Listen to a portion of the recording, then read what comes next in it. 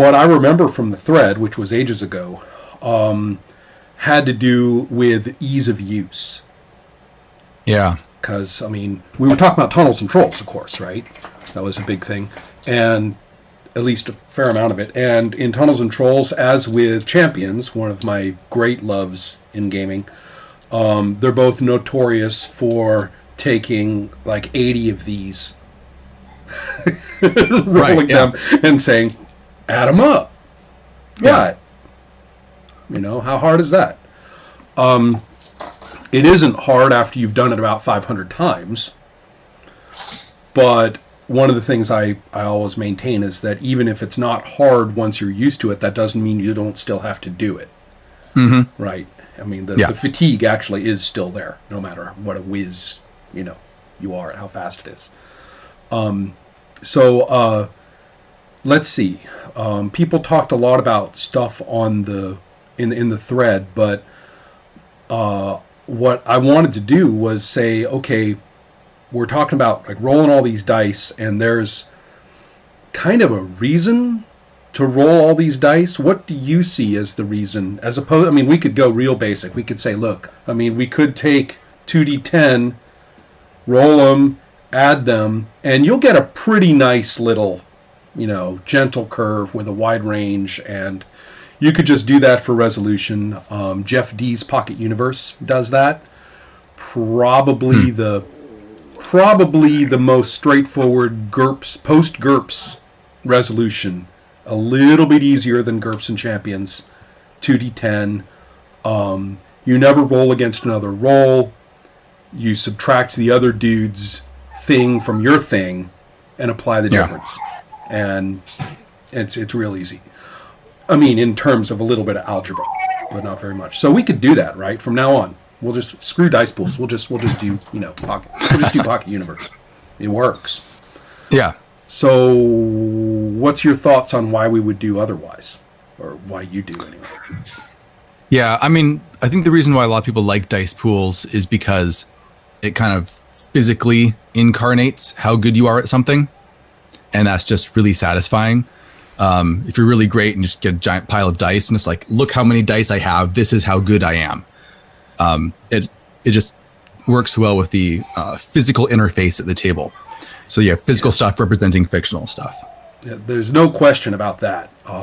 Champions was Tunnels and Trolls certainly is like that, with everybody rolling into one big handful. You know, I provide my 7d6, you provide your 4d6, you know, every little bit helps. Even the dude with 2d6, they're thrown in there, right? And you never know if that's where the 2 6s are going to come from. Then Champions, of course, with its superpowers, you've got, you know, 10 and 12d6 effect rolls. And I have been hearing people say this since I started playing the game, you know, 34 years ago.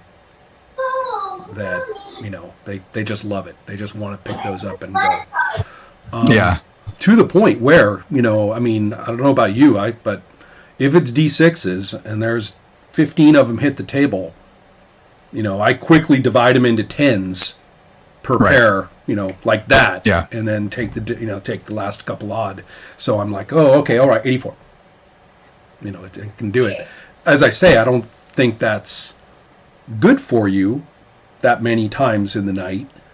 I think it uses more brain than I realize, and I don't want to use my brain on that when I'm playing. But, you know, for some reason I went to the trouble to do it. You know, to learn how. Right. You can adapt to it with enough experience, but it's another hurdle that new players would have to get over. Oh, absolutely. Right? So, like, if you're not used to doing that, you're going to have a lot of maybe years of playing where you're just sitting there trying to add all this stuff up. Now, we look at some ways that people have messed with this, the use of rolling a bunch but reading a few has been around for a little while. The easiest one you find in games like Sorcerer, and it's not alone. There were games that did it beforehand. Although not many, where you just read the top die, which no one ever calls it keep one, but that's what it is. You know, roll all, keep one. Yeah. I'm thinking of Legend of the Five Rings, the original version, which used D10s, right? And there you ended up rolling what? Like, if you were good at something, you rolled what? 4 or 5 dice, I think? 4 or 5 D10s? Sounds about right. Yeah, I played it briefly. Yeah, because you read 2. And a lot of the time, you only had 2. I think you read 2. Yeah, you rolled a bunch based on like your stats, and then you kept the number from your skills, something like that. So you might have just 1. Yeah, there wasn't a fixed your number. You're right. It wasn't a fixed number. But you had a bunch. Yeah, you had a bunch from your basics, right? Your body. This was the whole nature nurture thing, right? Your body gives you this much, and your skill lets you keep so many. And he pointed out quite rightly that it was foolish to bulk up on the pool with a low skill. It was a lot smarter to have a moderate pool and then start bulking up the skill instead. Mm-hmm. But anyway, so that's another thing. You're rolling a bunch and you're keeping a few, or even just 1. And I wonder if any information is lost when you do that. If we were talking about these rolls of 10 or 15 dice, and we, for example, in Tunnels and Trolls, and we, quantity matters in that, so hold on. But never mind. For some reason, we want to know if this roll does better than that roll. Right? Well, if we want to do that, do we lose any information if we roll all those dice and just keep the top 2 and just read those? Yeah, I think that system does work really well. It works especially well if you're using big dice, like you're rolling a pool of D20s. Otherwise, you can get a lot of... Yeah. I mean, one system that does this really well, I haven't actually played it yet, is the Newton Year Zero system. Yeah. Right? Where it's just like, you're only looking for 6s, so the top one, but a 6 just means success, and the size of the pool determines the likelihood of that happening. So that's like a nice curve there where it's all just D6s. And it's very similar to the curves that people built for Sorcerer, which, by the way, use opposed rolls, which is another issue. It uses opposed rolls, and so that means that if you lose any dice, like with the White Wolf or Shadowrun system where you eliminate some of the dice because they don't get successes, if you do that for both rolls and then you compare the 2 rolls, you're going to end up with really minimal differences. Really small degrees of effect. Sorcerer doesn't have target numbers. You're just using highest dice, so you get rid of that problem. Someone did a bunch of curves for me one time, and for different die sizes and stuff like that, and found a lot of really good information. Said that the difference in pools, like 4 versus 3, 3 versus 2, 5 versus 3, 7 versus 6, whatever, that it always mattered. And that it was nice and robust. A difference of 2 dice was better than a difference of 1 die, always. Stuff like that. So, but like the bigger, I think I did some calculations on this a while back, but the bigger the 2 opposed pools are, the likelier that you're going to get ties or numbers that are very close to each other. Right. In the case of if you're talking about adding them up, that's the other problem. If we're talking about even picking the highest one, in picking the highest one, I thought that was a function of, I get that. You're right. More dice, you're going to do that. Also, what I was thinking, of course, was die size, which is easy. You alluded to that a second ago. I was about to say the same thing. I interrupted you, and we lost it. But as you were saying, the problem with these great big die pools and keeping is basically just maxing out. And so therefore D20 is a lot less chance of maxing out all the time. D6, that's why I don't want to play roll and keep with Tunnels and Trolls, because you end up with losing. You end up, I think, maxing out too much. The other tricky thing, Tunnels and Trolls is also tricky because it's the total, and the difference is taken as damage. So even a few points difference actually means a thing. Even if the averages are close to each other, The few points means a thing, especially if you have what they call adds. So I roll 3 dice into the pool, but I also get to add 7. Okay, yeah. And so therefore the adds that you have at the table start to matter a lot. Yeah. Anyway, there's a couple of other weird things that I could bring up. The original Shab al-Hiri Roach, which uses a bunch of different die sizes. The original one, you added them all up. And the nice thing about that was, as I was mentioning about Tunnels and Trolls, in that case, when you add them all up, every little bit counts.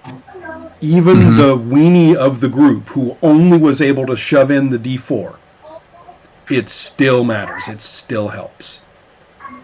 But in the book version of it, the published version, which wasn't the Game Chef one, the published one took the highest, and I felt that it really lost something. I mean, as soon as you have D12s in the pool, what's the point, of getting that, of suffering to get that D4 in there? Yeah, it's not going to affect things very often at all. Yeah, and so no one ever did any curves for that, like drew curves, and of course there would be 1,000 different permutations, which is annoying, but it would be kind of nice to know, in my opinion, what that would look like. But the thing I was going to talk about, though, with something like Tunnels and Trolls, and I'm learning this from Champions, because I'm doing Champions now. I don't know if you know about that. I've heard you mention Champions. I'm not sure what you're doing with it. Oh, you use a ton of dice for your effect rolls. And in that system, here's the thing. You punch a dude, and you're going to roll 7d6. And you're going to add them all up. So that's the knockout damage or stun damage you do to them. But you're also going to do more harming damage at the same time. And you read the very same dice that you just rolled as a 6 is a 2, and a 1 is a 0, and everything else is a 1. Okay. Yeah. So that's called the body of the dice. So you do stun damage and body damage. Interesting. Yeah. Now the interesting thing too is that most of the really substantial impact of the game, like when you punch a wall, you don't care, but you don't count the stun. You're only interested in the body damage. If you're struggling against somebody's like entangle power that's wrapped you all up in mud or tentacles or whatever it is they've wrapped you up in, and you're using your strength against it, you roll your strength, which operates like a power, so you're rolling a ton of dice, and you count the body, and the entangles power was rolled in body. So a lot of the time, you're only using the body. Right. Well, what I did was I went through all the rules, like the mind control and the all sorts of things, where you did count up the little pips, and they had a little table, that you went and looked at. And I decided, wait a minute, why don't we just use body for all that stuff? Why not? I mean, that with big old dice pools like that, you're hitting the average point anyway most of the time. You're very, very close to the average. As soon as you get up above 66, right? You're really spiking the average every time. Yeah. And so really, I didn't think that the standard deviation of the dice was really adding anything to the diversity of results. And I also was looking at the body, and I was saying, wow, the body is actually even a little more variable than the stun. It's pretty. You get pretty close to the number of dice you roll, but we're also really used in Champions to being a couple above or a couple below, based on the 1s and the 6s. Yeah, using that system, you're going to get results that are almost always exactly the number of dice you roll. Almost. Right? But yeah, it's not enough slight variations. Not enough to be sure, which is kind of a good thing. And so I converted everything except for that one variable, which was the stun damage you take. Mm-hmm. I converted every other effect in the game to counting the body only. So now, when a new person comes to Champions, they will discover that the dice reading skill they need is to read the body. Yeah. Most of the time. You just have to take out the ones and just double all the sixes, and there you go. Mm-hmm. Yeah, that's a lot faster. And there's a couple of things. I mean, when you do damage that can knock someone out, then you have to count. But, like your energy blasts and your punches and stuff like that. But that's it. So that becomes the minimum case. Those become the minority of dice use in the game. Counting up everything, I mean. So, so anyway, that's what I did. And I said, that's kind of interesting. I wonder if Tunnels and Trolls would lose anything with something similar.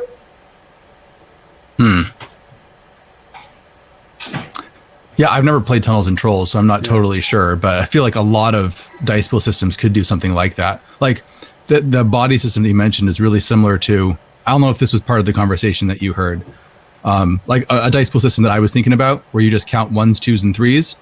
Right. And that has a similar effect, because then you're still going to get an average of one result per die. Right. And you can just ignore 4s, 5s, and 6s. So again, like drastically simplifying the amount of math you have to do. Right. So, I see what you mean. So turn them all into D3s. 1, 2 is a 1, 2, 3 is a 2, and 4, 6 is a 3. Was that? Do I understand? No. So not quite. So it's a D6 system, but you roll all your dice and you add them, but you just treat 4s, 5s, and 6s as zeros. Right. So, but therefore I get it. Right.